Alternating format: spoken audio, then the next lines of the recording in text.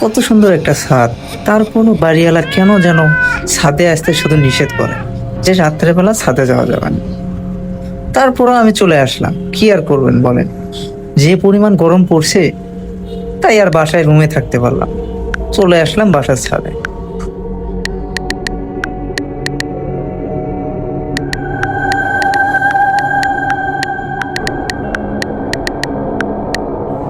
আর একটা কথা, যখন আমি আমার ফ্রেন্ডের সাথে কথা বলতেছিলাম তো হঠাৎ যেন মনে হলো যে চারপাশ থেকে কেমন যেন একটা হাওয়া আমার শরীরটা শীতল করে গেল।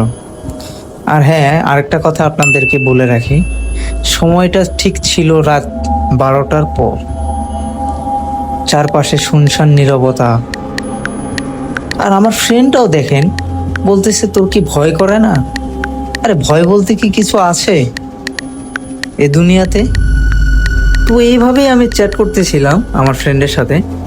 তো এভাবে চ্যাট করার পরে হঠাৎ একটা বিকট একটা শব্দ শুনতে পেলাম। তারপর কি হলো আপনারাই দেখেন।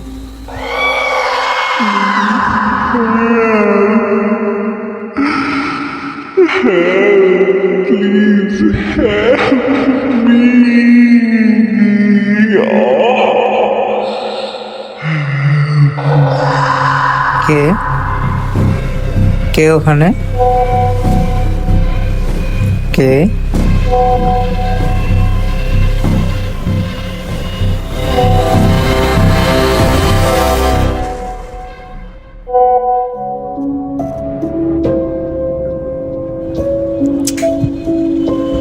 হয়তো মনের ভুল ছিল।